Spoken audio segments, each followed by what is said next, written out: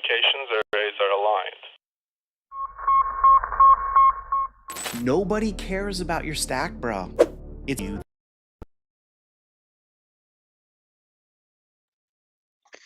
Well.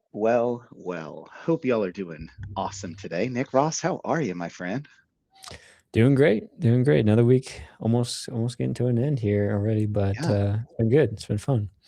Right. Yeah. It has been really good. I actually did a thing, Nick. I took a vacation Oh, and it nice. was great. Where'd you go? Yeah, we went up to Glacier in Yellowstone and it was absolutely Nice. phenomenal. I had a great time. It's good to kind of disconnect. Best thing about those kind of places are there's no cell signal. So like you're kind of doing your Yeah. thing with, you're forced to check out. Yeah, I went to Moab a few weeks ago, did the same thing, zero cell service, and I can actually sleep. I found that I have to take the RV out to get that done for a full Nice. night's sleep, but it is a good reset and it brings you back a lot more recharge. So I bet you feel the same. Yeah, 100%. Yeah, and then you're itching ready to go, and you feel the guilt of like being away for so long. But man, it was great. Man, a bunch of people checking in. Billy Turner, what's up, my friend? Good to see you on. We got the one and only Dr. Keith Nelson. What's up? Hope you are doing fantastic as well. Yes, this is being recorded. Andy Laren, what's going on? And I'm not going to spoil. I will spoil our guest in here just a second. But this is going to be a lot of fun for those of you that are joining for the first time. Welcome to Above the Stack. This is a really awesome series that Nick Ross from Cloud Capsule and myself, Wes from Empath, are doing. And Nick, I've been checking the numbers across all the platforms. We're averaging 3,000 views an episode, which is, I think, puts it in the tier of like some of the highest watched MSP content that's out there, which is just phenomenal. Like I'm just blown away by it. And I don't know about you, but the content's been a ton of fun, and we've been going down this AI journey, and really excited to have our guest on today to talk more on the same. It's going to be great. Yeah, it's been exciting to see just kind of the resonation, obviously just going beyond the tool set, but now obviously with the AI focus as well too, just a lot of people wanting to collaborate there, and there's definitely a lot of guidance needed just given everything's changing every day. So excited to dive in as well too today. Yeah, as are we. And we've got up there the QR code for we're big fans of giving free stuff away. So we've got a free worksheet that you guys are welcome to go grab. We try to do that every single episode. So make sure you check that out. We'll actually talk about it more in just a minute. But what we're going to be talking about today is AI is coming for the old MSP business model. And Nick, I don't know about you, but I've heard a lot about this. I've heard, there's just from the major tier one AI providers like Dario, saying things like, hey, look, the end of days are coming for MSPs and, or I'm sorry, not for MSPs, but for like the job world. Then they pull back, those statements, say, well, maybe it's actually not here to take our jobs. And then you have probably more nuanced and balanced approaches like Jensen Wang from NVIDIA that says like AI is not coming to take your job. The people that are using AI are coming to take your job. And I think that's filtered down into the MSP space.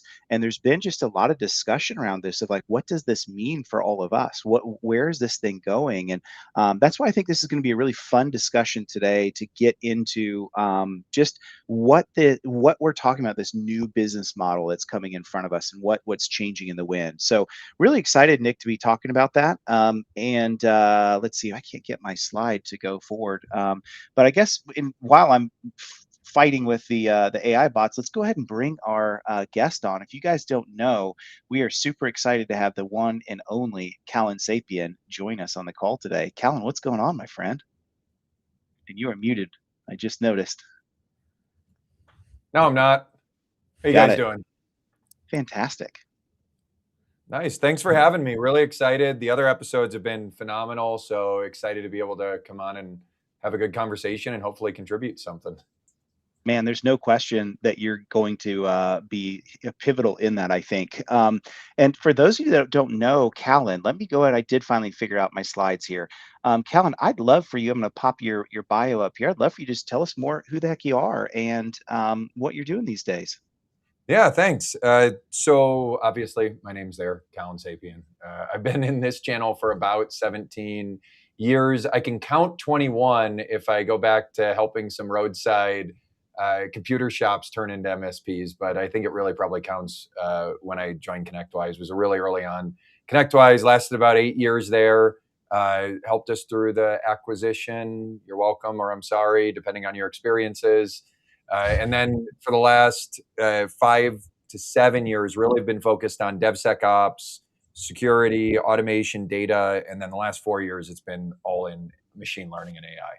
So for me, we realized you made a statement that AI is coming for us. I actually, people would probably put me in the doomer category. I think that there is a lot of good and there's a lot that we can. And the reason we built Synthreo, which is what we're doing today, which is a AI platform, a set of services for MSPs to deliver AI as a service to their customers and to their clients, as well as use it internally, was because my concern is that we're in a existential moment that if we don't embrace it, it's going to move on without us, because things like help desk are just commonplace. You go to any event now and you see 8, 10, 12 vendors figuring out 85%, 65%, 95% of all help desk tickets, right? And yeah, people laugh at it. Oh, it's not great here, it's not great there, but it's getting better. It's getting much better. So that's what we're working on, and we're really excited for it. My favorite thing is when I see my partners making money off of what we're doing, and that's what we care about. Yeah, absolutely love that. And this is gonna be a good conversation today. Nick, I'm gonna have you kind of get us onto the playing field if you would. Oh, and by the way, we do have this our AI business transformation conversation worksheet. We've got a ton of really good commentary out of that. So if anyone wants to see that, go download that. Absolutely use it in your conversations and let Nick and I know if it's been helpful. Let Nick and I know if you've made changes and made it better. Love to hear from you. That QR code will always be up there at the top right of the screen, so you'll be able to get to that anytime. But Nick, I'm going to have you kind of get us kicked off into this whole conversation. Oops, I didn't mean to click it. There we go. And kind of get us onto the playing field here today on what we're going to be talking with Nick about. And it looks like I am still fighting with my slides. I guess it wants to keep opening that link, which is strange. Let's try. There we go. So AI is coming for the old MSP business model. Nick, let me just ask you first of all, does that resonate with you? Is that something that you feel like is true, or is this just a whole bunch of hyperbole? No, I don't think so. I mean, you mentioned the macro element, right? Of these broader enterprise companies and some of the biggest players in our space, kind of bringing that down. We're feeling it there, but I think more so from the MSP level, we're feeling it just because our customers are coming to us, right, all the time about what should I be doing here, or I've started this AI project and I don't know where to go from it, or they're just not talking to you and doing it today, right? And at a micro layer with that, it's as basic as using a frontier model. And when I say frontier model, I mean something like a Claude or a GPT or a Copilot in that sense, and doing it without any governance in mind. Right? Most people can go in and sign up with a Gmail account that's personal, start uploading corporate docs, and start interacting with it. And they're not trying to be malicious in nature, but it is, or just get around the IT barrier, if you will. But it's happening today, and the downsides, obviously, we think of security and governance first, but secondary to that, that's more of what they're trying to do is really reach this new productivity layer. And that's where I think, a lot of us can step in and help with that. But a lot of the conversations and the hype and the FOMO, if you call it that, and the sense of like feeling always behind, both from a learning curve and from your business model perspective, is thinking about, how much clients are diving in there today, where really haven't seen that type of technology adoption in the past as well too. Yeah, Callen, I'm curious to hear. I mean, like you said, and yes, I count the old days when you're helping people become MSP. Absolutely, that counts. We're going to add to the years. You've been in the space as long as anybody. Tell me, what would you describe as that old business model, and what are some of the key elements that you think are on the cusp or already have changed underfoot? It's funny. I actually think that the old business model is what we need to embrace. The title sounds like doom, and I said I'm a doomer, but you said it too. The AI isn't coming to replace MSPs; it's coming to replace a specific type of MSP, and it's the type of MSP that I tend to get in trouble for being spicy sometimes. I know, Wes, you enjoy my spiciness, but I said this at PAX 8 last week. It's coming for the MSPs that have leaned into the product-led delivery, right? We as vendors have not always done the best job in helping MSPs continue to establish a services offering. I think if we lean back into where we were when we were putting in Novell systems, when we were changing over infrastructure, when we were still managing Exchange servers before it moved, We need to take control of the infrastructure again. And that's what AI is at the end of the day. Like we say AI, and is it personal productivity? Is it agents? Is it machine learning off of your data? I think the MSPs need to lean back into the things that gave us 80, 200, 150% margins. And I think that's really where we need to go. We need to stop letting the vendors dictate what the value of something is and stop slinging product and embracing the VAR side and start moving back towards that consulting motion, like match things back up. And I think that's a great point too. Oh, go ahead, Wes. no, you're up. You're up. I was just saying, I was going to piggyback off that. I think, it's really coming back to like, do you actually understand what your customer's pain point is, right? And I Yes. think that with AI is a huge component because they're looking to dabble. They're seeing their competitors, quote unquote, use that and feeling that competitive pressure. They're trying to, get plugged in themselves and see where they can get operational efficiency. But there hasn't been, monumental success, especially not in SMB, right? That most of us serve out there. And I think that's a big deal to talk about, your point on repositioning yourself as a service provider and that trusted advisor. But that also means you deeply understand, how you can help that business, right? Versus just saying like, well, let me put my security stack in place and it's Threat Locker and SentinelOne and it's, you name list these vendors, which are all great. At the end of the day, like I'm not knocking the vendor, but I think it just comes back to how you're presenting yourself to that point too. Yeah, and there's so much to say about Callen, what you talked about, like the vendors themselves. We are all three vendors. We want you to buy our ish. And so what do we say continuously? You should buy, if, and I'm not picking on any of us three, but like as vendors, we're responsible. We put bread on our table when you go buy our ish. And so we want to tell you things that include you having to buy our software. There's nothing wrong with that, but I think it's up to you as the implementer and the actual owner of the trust relationship with the client to think about, what do they really need? Am I just slinging something at them that I'm told I need to sell them, or am I actually making their business more efficient, more secure, more capable, more scalable, removing barriers and outcomes, making them more future proof? Like these are the things that really matter. And Count, I love that you kind of led with that, because I think our clients are much smarter than we give them credit for. And if we see ourselves primarily as a slinger of licenses, I think that is a huge component of the model that will not continue. I think it'll always be a component of what we do, but it'll be such a small sliver that I think those are the things that's going to erode away in favor of where we're going with a consulting first nature. Yeah, it's our jobs as MSPs are not to consolidate billing and licensing into one place around the technology. It's to make sure that value is being derived. I actually think that the self-adoption of AI, the shadow component, over the last 3.5 years that AI has been commonplace in the marketplace, is a tremendous opportunity to lean in to the be our guest methodologies, to the business process side of things. Because what we see every day are people that have their Prometheus moment, they get into Claude, they rewrite Monday.com, and then they hit the wall. They hit the Claude wall and they go, okay, now I need infrastructure. Oh, I need other people in the company to use this. And they go to the MSP. It's like, hey, are you going to host this for me? It's like, no, it's going to cost you more than Monday. But now that gives such a tremendous opportunity to say, here's where I can provide the value as a service, right? And it's incredible when we can do that because they've already engaged with AI.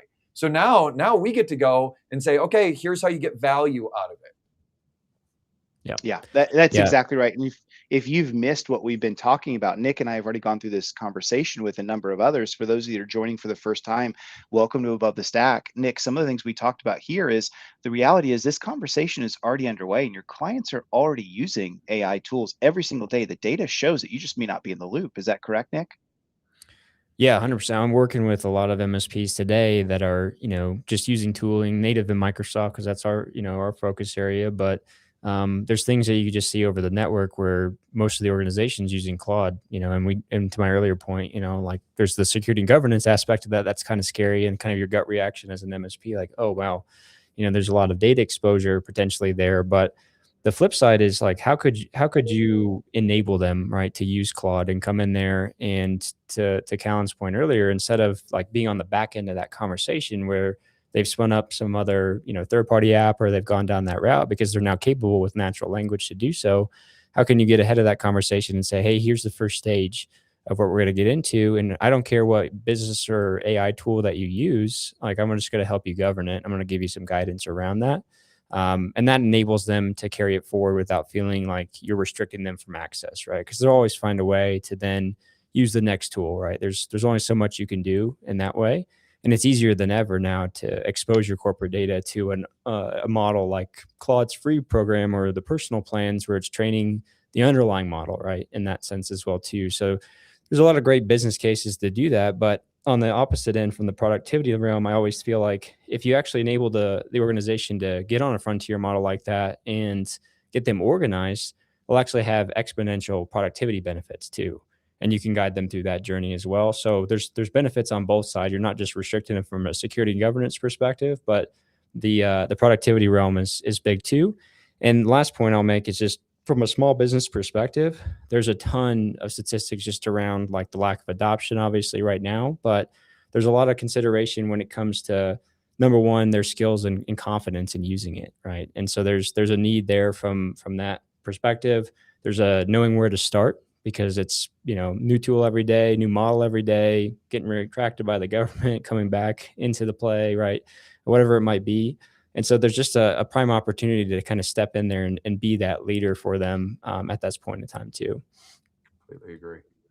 Yeah, that's well said. So Callen, I want to come to you on this because you made this comment to me a while ago and I thought it was insightful. And I think you're correct, is that I think for years, not painting with the broadest of brushes, but a fairly broad one, that a lot of MSPs, as AI was starting to come out, and clients were curious about it and saying, well, what is this? I'm reading about it and I'm hearing these huge valuations and the market's literally moving based upon, GPUs and data centers and, the politics are sky high. What should we be doing about this? And a lot of MSPs, Callen, were just kind of like, don't worry about it.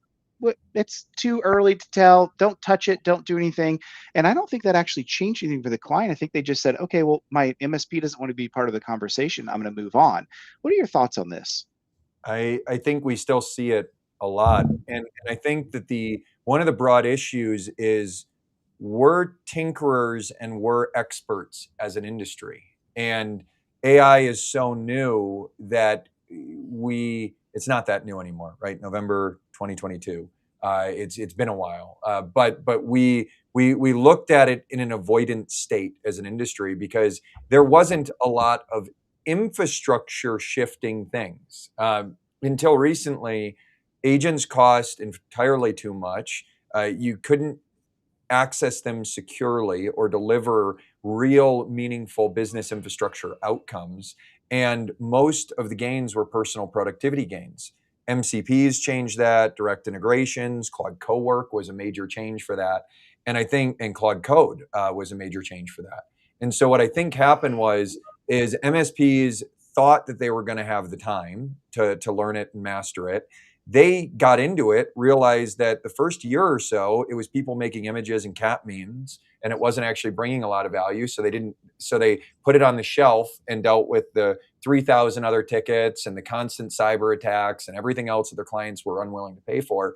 And it just shot right by them. And so now we're starting to see massive disruption as it went from, I would say, especially from September of last year until now, the models have reached almost to where they're peak from an LLM perspective. They can actually work through. They still don't do good at judgment calls. They still don't do great at I would say creativity, but they are actually able to take tasks off people's plates. They are able to deliver something that's meaningful and consistent and usable. And because you're selling to consumers as an MSP, they've been screwing around with it. I always have to monitor myself, but messing around with it for 3.5 years. And so now we need to start messing around with it and we need to get into it. And we don't have a lot of time to do so because people are getting help outside of it. And the help they're getting is not that helpful, to be honest with you. I talk to AI consultants all the time and they are jumping in. They tell you to deploy Copilot, deploy Claude, charge you $40,000, $60,000. I talked to a CPA the other day that has spun off an AI consultancy, and they're actually going into MSP now. They've paid an outsourced help desk to take away MSP business and get margin on there. and they're selling 30, 60, $40,000 engagements to revolutionize your business that are one-time fees, and then taking that other piece on. And it's you're seeing the ability for people to spin these things up very quickly. You So really I don't know, are. that was a little rambly, but it's there's a lot going on. There is. And I think for a minute, let's take in Nick. I know of nobody better than you to have this conversation. I think if we take, there's some history lessons from the past that I think we can look at to both learn from, glean from, defend against, and even leverage in some ways. And one of those was this huge cloud transition, right? I mean, we all remember the mid 2000 era when, we were building server closets left and right in every single customer's premise, and we thought VPN was like the coolest thing ever because then we could reconnect all of these things. And but really, cloud changed all of that. Nick, what are some things that you have seen from this cloud transition that we can learn from what Callen's talking about of this evolution that's in front of us?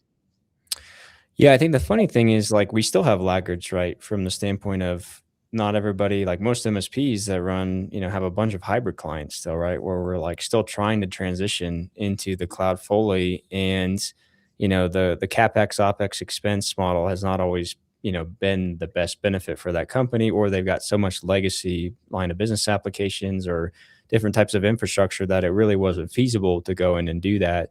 And so I think with this motion, I think we're going to see a lot less of that laggard type of effect, just because it's being driven down at such a fast pace, at such a macro level as well too, not only from a social pressure perspective, but just how it's getting infused in every product that we use now as well. It started off as that like magic wand, like our product is AI powered, and now it's turning into, the people still say that, still overinflated for sure, in my opinion.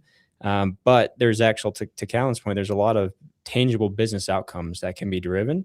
And even at a very micro layer of a personal use case, right? Like helping you draft your emails, just saving you hours per day in the normal things you do from an admin work perspective is low hanging fruit. And we sometimes overlook that for those bigger projects, right? That people want to go in and do, like rewritemonday.com, to Callen's point earlier as well, too. It's like, you can go do that, but do you want to become a software company, right? Internally, is a bigger macro question.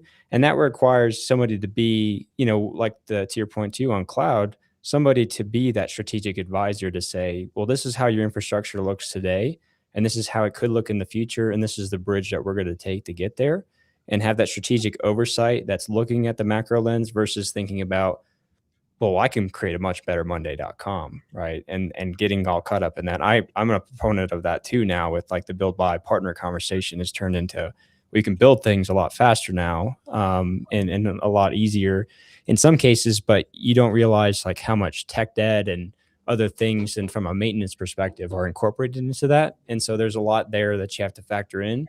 But on the model as well too, it's a big learning curve, just on the sense of like, how are you reselling it, right? The popular news this past week was Microsoft released Copilot Cowork into GA, right? And its costing model is quite expensive, if you say that, for SMB, and it's a metered plan, which isn't going to really work right now for the space.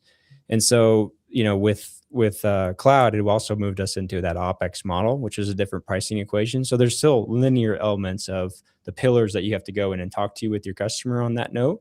But knowing that this is going to be driven faster than your traditional items there, but the business is going to want to adapt faster because there's more incentive for them to do so, I believe, at this stage versus there was for moving to cloud. There is study after study that's saying that AI doesn't have a measurable ROI.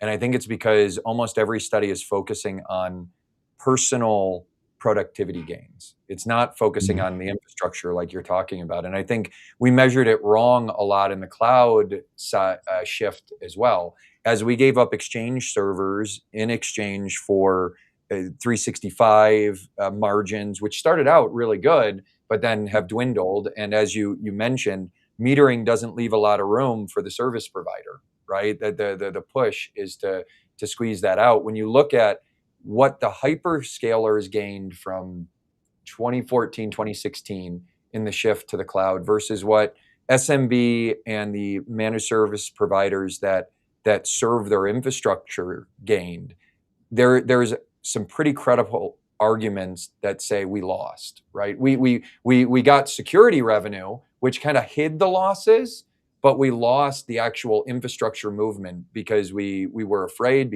and I think it's actually creating a lot of the fear and the uncertainty that people have now because they don't want a $200,000 token bill like they got with the cloud bill when they moved that first client over. But I think the service providers that take the risk are going to have a part in the new infrastructure conversation, right? We went up by a few $1 billion. Amazing. Our market shifted from a several $100 million market to about a $7 billion market over the course of a decade. The difference, though, is AWS, IBM, Accenture, the cloud service providers, Microsoft, they went into the trillions, right? And I think we have an opportunity to do that for SMB again. So I think you're right, Nick. We just have to be smart about it and make sure there is an ROI conversation. We're not measuring personal productivity gains; we're measuring infrastructure gains. Yeah, there's so much to say about this, and let's go a little doomy for just a minute. Please don't overreact to what we're about to talk about, because I don't think all is lost. But I'm just kind of prefacing a little bit of what we want to talk about as this kind of conversation evolves. Is I want y'all to think about the help desk for a minute, right? Think about if we've seen these transitions of where, for example, the cloud has continued to make the older model of how MSP'd work less relevant because margins continue to thin. And what we've done is a shift. What have we done? We've done a bunch of things in cybersecurity as a capability and governance as a service. We saw over the past 5 to 7 years, automation as a service come in. Some MSPs were really great at that, many maybe not so much. And the argument could even be made that a lot of the automation as a service was actually for the MSP themselves, less for the client, meaning a reduction in their margins, not necessarily like selling automation or business transformation as a service. So now let's talk about the help desk for a minute. And again, I'm just going to get doomy for a minute because I think it's a threat that we need to be aware of that is not going to end the game for us. We just need to be aware of how we make some pivots. Think about the help desk for a minute. I go through any conference hall that y'all do, and you see a sea of new vendors that are doing help desk automation. But what is that going to do if we're effective with it? What it's going to do is it's going to reduce the costs for us to be effective in so much of the minute work that comes in through help desk operations. I do not believe that it's going to cause too many layoffs at an MSP, but what it is going to do is two things. It's going to let the MSP continue to do more with the current staff that they have, and it's also going to help them increase their margins and efficiency. And I know everyone talks about how do we become the $300, $400 a seat MSP that's coming. Let me just ask the question. Right. Let me just ask the question. What happens when a very large, well-enabled MSP comes in, automation first, using agentic AI and what they're doing, and they say, actually, we can do this thing at 75 a seat. And all of a sudden, they disrupt the market. And so I want us just to talk about this for a minute, Callen. Can we just have an open conversation of like, this is part of the reality that may come with what we're seeing. And of course, there's some escape hatches we'll talk about in a minute, but what are your thoughts about this? Yeah, Arlen Sorensen, right? The HTG and Evolve founder. Actually, we talk about this issue almost every week because he brought it up in the Evolve peer groups last week, and I think Gary Pica brought it up as well, right? The guys that have been pushing you to charge more, take more on, are actually in the opposite. They know that whether it's Titan, whether it's Lyra, whether it's one of these companies is going to go predatory. Right. And it's going to be 50, 75 a seat because they know how much margin and how much value you can provide by being that AI enabled service partner and helping be the guide on the AI side of the world. Right. The way that I see it is we've been security service providers for the last decade and before, but really dedicated cybersecurity for the last decade because the bad guys figured out who we were and they figured out RMM. We have been the infrastructure providers, though, my previous statement, MSP didn't shrink when the cloud showed up, but the infrastructure dollar moved and 4 companies got all of it. And then 30,000 MSPs had to have the services dollars. We've been the help desk people, like you said. And that's how we've justified our value within an organization. With that going away from that piece, we've got to figure out other ways. And it's going to get predatory, I think. And it's going to be the opposite. I think Chris Weiser's out there, right? He used to be, if you're not charging $300 a seat, you're a failure as a company. right? And now he doesn't talk about MSP services at all. He's built this whole AI consultancy model thing. The people that were successful at $300 a seat are moving into the AI side. That's what they're doing. They're taking that, they're dropping that piece, and they're going that way. So I absolutely think it's going to get predatory. I think the people that have been charging more money puts them in a position where they have positive EBITDA and they can invest in the people and the services to deliver AI faster. But I think everybody has to do it. And I do think I think there'll be more money concentrated in a way of the people that are willing to embrace that. That's kind of where I'm seeing it. I know, Nick, you kind of got ahead of it on the 365 side with Cloud Capsule in this piece. What are your thinking there? Yeah, I would agree. I think that your monetization vehicles are kind of shifting, right? Like that's one monetization vehicle where you can undercut the market and you still have a high margin service, just given there's so much automation baked in that you can do. And then there's certainly the generational shift as well too, with moving to cloud, but also moving into a workforce that is a lot more tech savvy in that sense, which reduces some of that. I'm not saying that's an absolute, but it's definitely a shift that we're seeing at a macro scale as well too. But the monetization vehicle, in the sense of the high margin services that are also very much like really sought after, is going to be that advisory realm, right? Of taking a client through the strategic journey of AI and being able to do all aspects of that for them, which is obviously the strategy. Implementation tooling is part of that, obviously, but more so like the business outcomes, right? To your point earlier, like what are you actually driving? Because a lot of it today that I see is noise, right? Like there's people online all the time that say like, oh, I built a whole marketing team, it's only costing me $1,200, but it's costing me 500,000 in infrastructure costs and to stand it up and all this stuff. And so there's a lot of that makes your eyes roll. And that's why business owners even get distracted from or have a negative connotation, because they'll see stuff like that and think like, this is dumb, right? Versus like, how could this help my business? And this is where we have to come in and do that. So all I have to say is I think there's going to be multiple monetization tracks for businesses, but certainly where you can come in and automate, some of the commodity level services like help desk, it's gonna be a no brainer for most people to do that.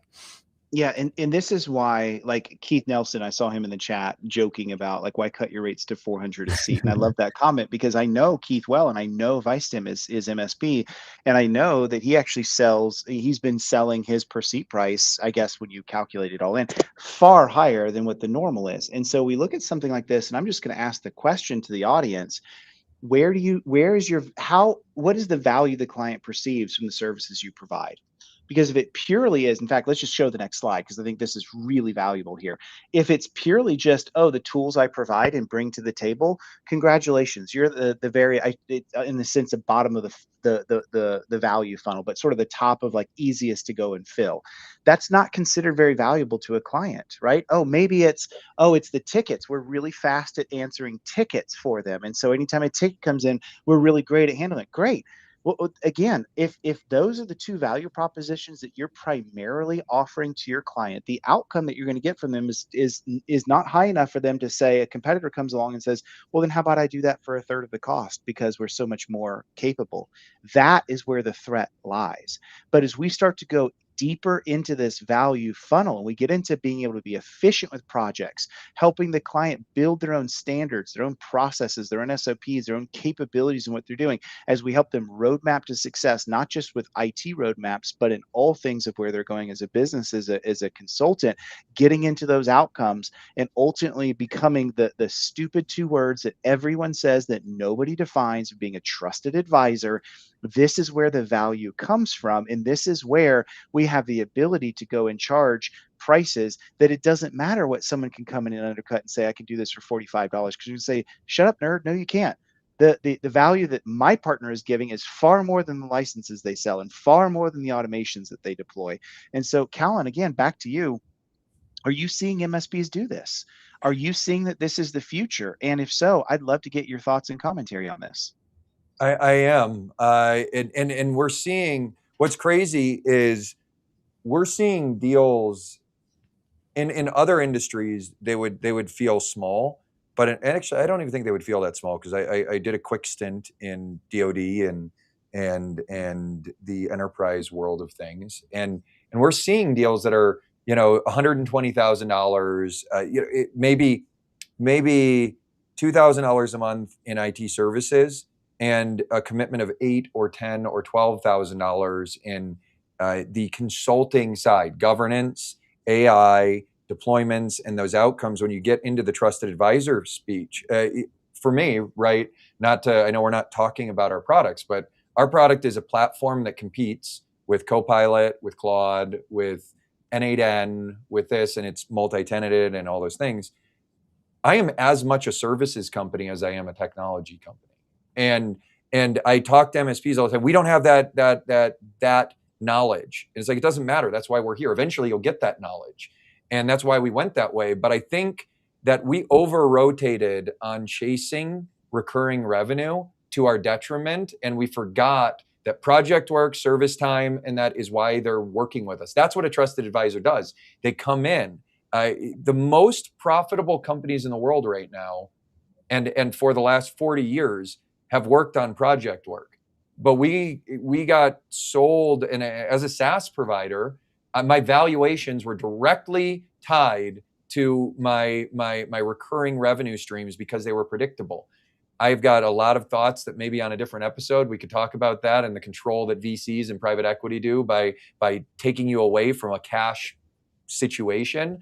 But that said, I think that's what we need to embrace. And if you look at who's embracing it, it is the most valuable companies in the world right now. Palantir started the forward deployed engineer movement. Without the murder, Palantir is a tremendous company. We look at OpenAI and Anthropic. They've committed almost $6 billion to hiring services people to deliver the outcomes. They have 90% of their code being written by itself, but they're still needing to deploy people. Our people need those people too. Like the SMBs are missing this expertise. They're going in there and they're building their piece, and they hit the wall. And that's actually, for me, the most awesome prospect of an end customer through the MSP for us is someone who already has Claude, someone who already has a HATS-like solution, someone who already has OpenAI. Copilot is actually the worst one, because Copilot, as much as we all make fun of it, is delivering the best business outcomes outside of me because it's injected in there. It's infrastructure. The Copilot piece, I don't know how it's going to scale from a cost perspective, but we really do need to focus on delivering the services as the trusted executor. It's not just advisor, it's the executor as well. And I think that's the piece that we sometimes miss. That project and the advisor has to go hand in hand because they don't have the hands or the know-how to do it. Yeah. And I think on that piece too, we see I talk to a lot of guys that have started AI agencies now and are, trying to do that, AI automations and things like that. And they often come to me and say, hey, we've had this problem of, we've got a lot of discovery. We've got a lot of people that are interested. Top of the funnel is great in the sense of, people wanting to talk to us, but then nobody wants to pay the money, to go and actually do the projects, things like that. And I think the core issue there is that you really haven't really uncovered a pain point for the customer that you can sink your teeth into and actually execute against to show them like this is a clear business outcome. And I think you can be creating, workflows and automations and business outcomes that are product agnostic, in the sense of like, hey, this could work for most businesses and I could tailor it to you as we go in and do it. But it requires, in most all cases, like a sense of discovery that you necessarily haven't done before in the past. But it's such rich business information that you can then go and take to expand into so many different areas of their business as well too.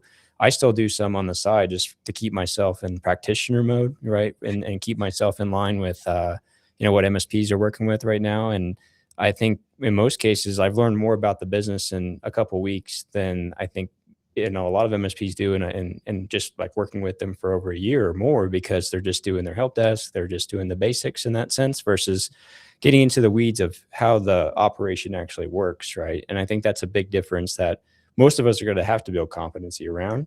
And it's as easy as just starting with open-ended questions, right? It's not like you have to have a prescriptive model for that. And we've talked about that in previous episodes too, Wes, but just start having the conversation, right, is a good first step. Yeah. Go ahead, Callen. Just one brief thing is, and the reason I say that though the people that are already using Claude are a great one is because exactly what Nick said. they bring to you with an incredible amount of excitement the proof and the pain that they started to solve, but they can't do it on their own. So they're begging for help. It sounds like they're saying they already solved it, but what they're really bringing to you is, look at what I did. Tell me it's good, but tell me how to make it work throughout my whole business. And they are so willing to pay for that because they know they have a pain. They can see an ROI. You don't even have to sell it. You just have to tell them how much it's going to cost and how long it's going to take. Yeah, that's right. And so that's why I've left this slide up for so long. I want all of you listening today or on the recording to pause here and go bring this to your team and literally ask them, I want you to show me in the QBR when we start having conversations less about AI and much more about these. We say business outcomes. These are literally some of those outcomes that they want. They're you to come and bring them AI. They have been doing that since the day they went to chatgpt.com and SSO'd into Google. What they want is you to come in and do things like help us work faster, help us improve our margins, help us reduce our error mistakes and our error prone capabilities that cause rework and cause lost business, help us find ways to have a better, smoother service delivery that results in happier customers, help us make more accurate, timely decisions in the time of need with data that drives it correctly without us having to have a lag time, help us reduce our risk, and help us kill manual effort that we know is swallowing us whole. And even if I can't see it, these are the things. If I'm sitting in the MSP CEO seat today, this is what I'm asking my VCIOs. Show me in your conversations where these outcomes are being discussed. You don't have to have all the answers, but what I do expect from you is to come back to us so we can start to develop a plan next time you go meet with a customer to go handle these outcomes. Now, AI will absolutely be a huge part of this, but again, if we just lead with where you're using your AI, you should dump that AI and use mine. AI is a super big risk. Stop using it that way and use it my way. You're going to get resistance every single time. And you wonder why I can't get activity from my customers. This is why we're missing what they actually care about. Well, I think to that point too, Wes, it's like most of the engagements that I've done or talked to MSPs about, when you open up the conversation in this area, the funny thing is like most of the time you'll find a broken business process that you can just fix and not necessarily even have to incorporate AI. So it's kind of like shooting a bazooka at an ant. If you're talking about throwing an AI model into it, it's more like, Sounds hey, fun, by the way. yeah, good target practice. But you know, I think the big thing with that is like you can actually, it's a net benefit, right, to them. If you come in and say like, oh, well, we've discovered that like all this data over here is messy, it could just be put into this bucket. And if you guys just did this, you could probably speed up your time by 10 hours or save 10 hours a month or doing that, right? And that's simple, but it also helps you understand where there's other pockets of opportunity when you have that conversation. So I think it's a big call out, you know, to just have the discussion, right, and to start unpacking what that means and record it, right, in your own ecosystem as well. I agree. So, Callen, I want you to talk about this a little bit, really what those outcomes should map towards, not just those needs. Like if we go back a slide, you know, the things we talked about, but to move forward here is it should connect to some of these actual capabilities. It doesn't, to your point, doesn't always have to come back to money. It's nice when it does, but it can come back to a lot of other outcomes as well. I completely agree. Okay, cool. I didn't know if you had commentary there. So no. Sorry, my internet went for a second, so I caught the last half of that. One thing I will say is there was that top one was time, and we talk a lot about how you can't buy time, you can't do that, but AI does give you capacity. Like more than anything else, it increases your capacity and your ability to deliver, and so it kind of does buy time. And that is what we're trading it for, whether that's FTE time, whether that's process time, whether that's more done in the same amount of time, it buys you that capacity. So that's a nice trade-off when it comes down to it. Yeah, no question. You know, this is when gut starts to come in, right? After we've had these conversations, then it comes down into, okay, now we've earned the right to help the clients do it correctly, right? And I think the conversation's pretty simple, and I'm curious what you both think. It's as simple as like, look, if I'm speeding down a mountain road, I want to put guardrails up, not speed bumps. If I put speed bumps up, it's going to cause and force you to slow down with interruption into the driving experience every single time. What I really want to do is put a sign up that says 45 miles an hour on this turn. I've got the guardrails up. So if you decide decide to careen at 60 and you're not quite paying attention, I'm going to save your life. There may be a little bit of damage along the way, but I'm still going to let the cars move at the speed they need to move, right? And this is sort of where the governance conversation comes in, right? If we lead with this, they're going to say, shut up, nerd, go away. If we come in with this after we've mapped out things correctly, they're going to say, yeah, of course we want to do this in a healthy way. So anything that stands out to you all here? Yeah, I mean, I think the big thing, is that it really ignites the security conversation when you're talking about what's in it for them from a productivity lens or the business outcome lens of, hey, we're going to come in and do these things to solve your pain. And by the way, we're going to have to do these 3 security pieces, that'll make this whole thing hum and be secure in the same fashion.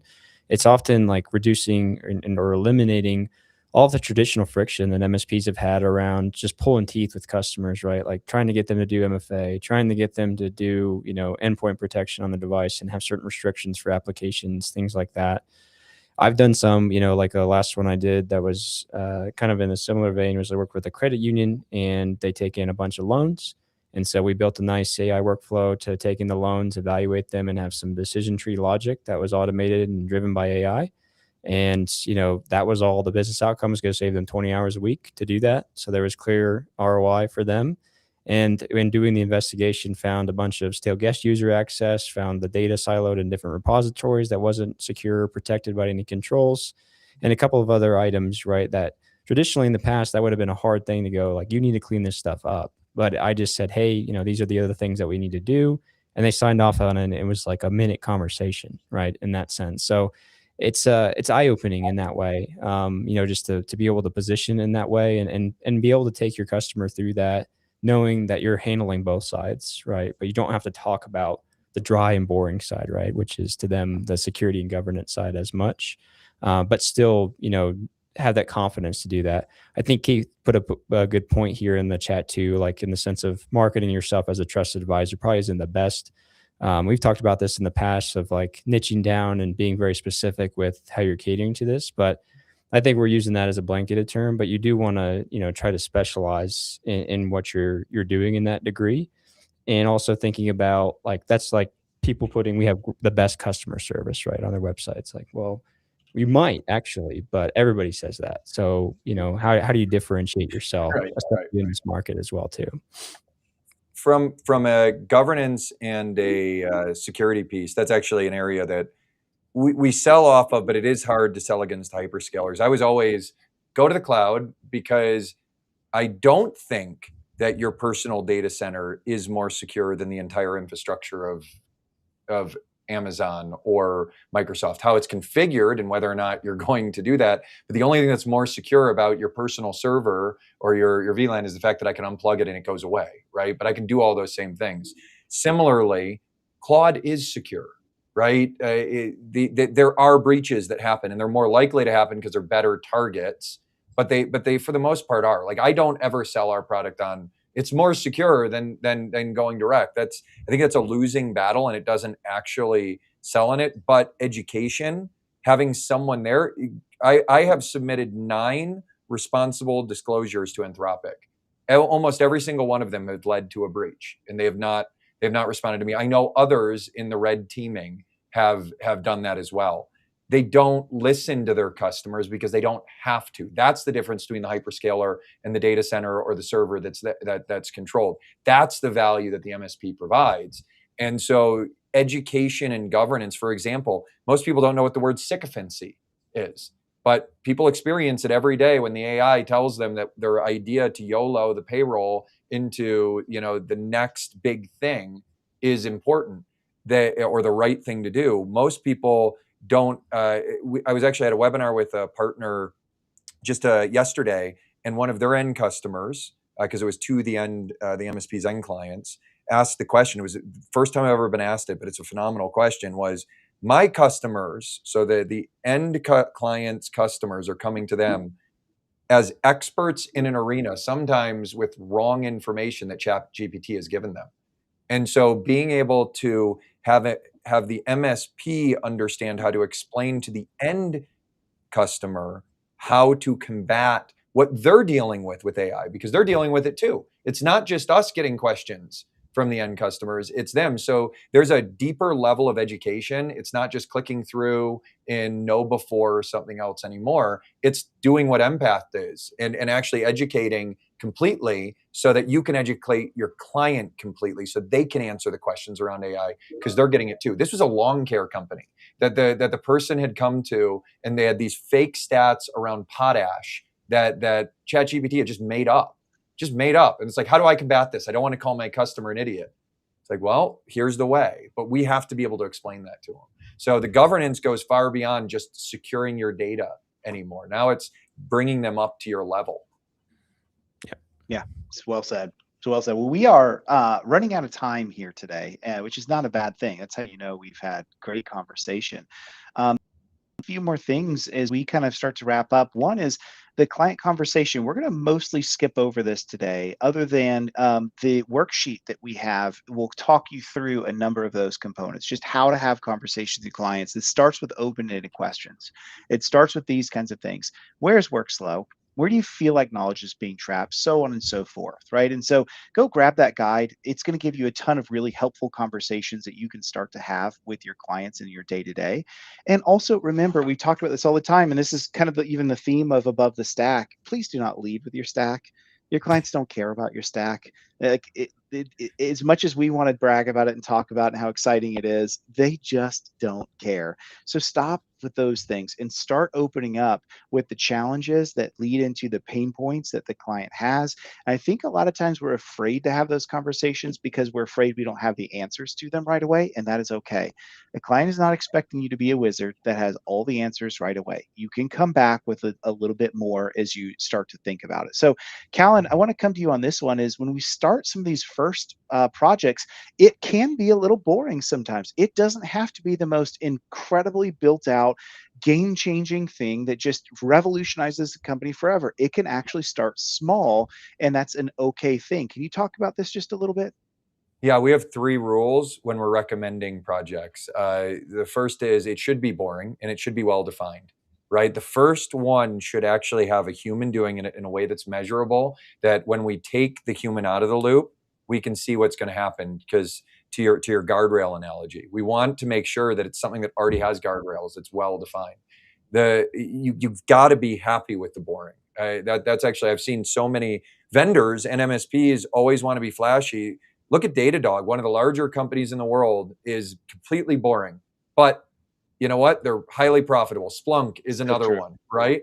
It's like, be with the boring. The second is, if you try boil the pot before the ocean, right? It's okay. We could go try and boil the ocean. Our data centers for AI are going to do that. So we might as well be boiling the ocean with them. But boil the pot before you boil the ocean, boil the kettle before you boil the ocean.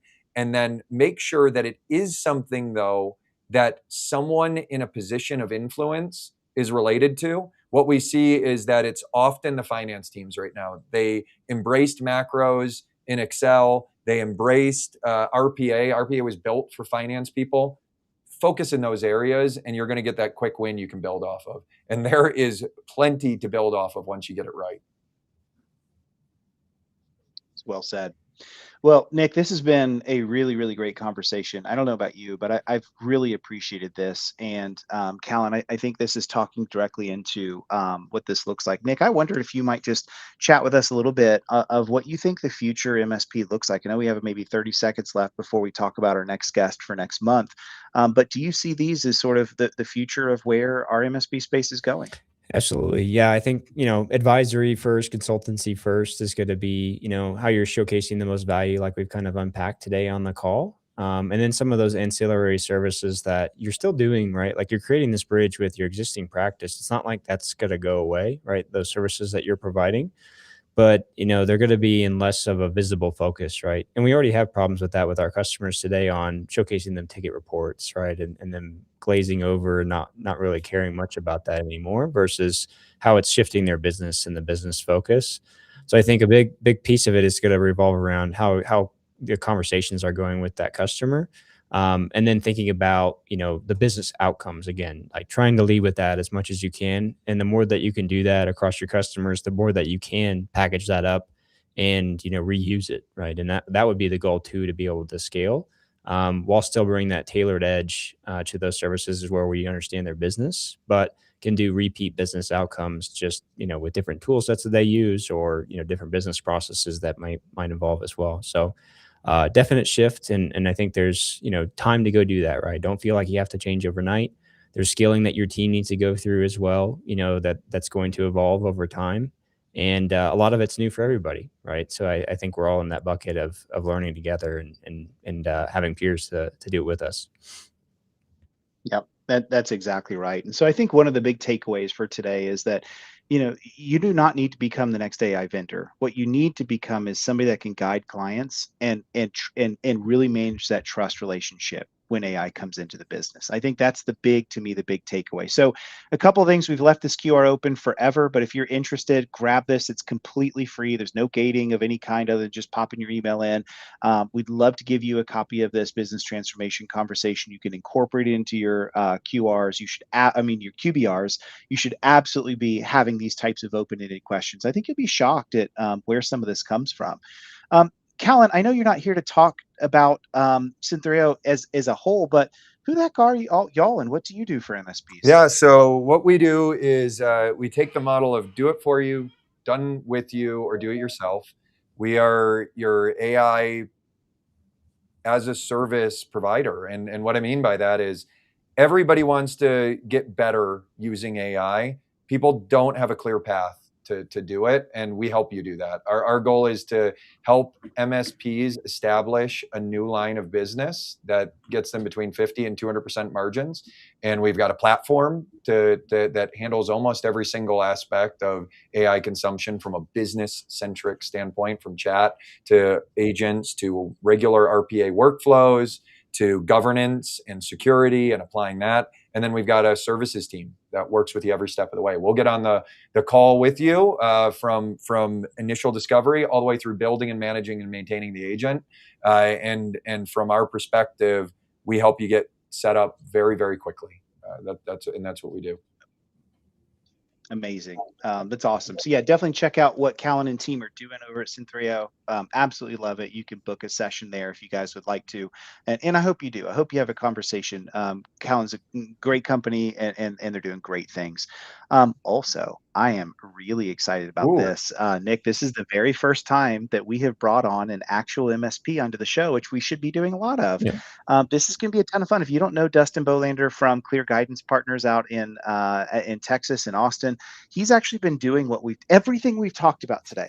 Literally, Dustin is doing. I sent this outline of this, and then also the one we do with John Harden to him. He's like, "This is absolutely amazing. It was exactly what we're doing." So we're going to bring him on, and he's going to share what he's learned and what he's been doing. So really excited about this one. It's July 22nd at 1 p.m. Eastern. So make sure you book your calendars there. Make sure you're queued up for a replay on it because it's really going to be stellar. Nick, why don't you take us out today? This has been a super fun discussion, and love to have you kind of take us out as I leave up all three of us if we can ever reach out to help in any way. But Nick, the floor is yours to take us out. Yeah, appreciate everybody joining. Great conversation. Definitely check out those worksheets. I mean, I think no matter what, just again, getting the conversation started, it's really going to help. Appreciate you being on too with us, Callen. We haven't met in the past, so it was great to officially get to talk to you and have this floor as well too. But yeah, I appreciate everybody diving in with the questions and everything like that and staying engaged, and we'll see you guys on the next one. Thank y'all. Take care. See everyone. See you guys. See ya.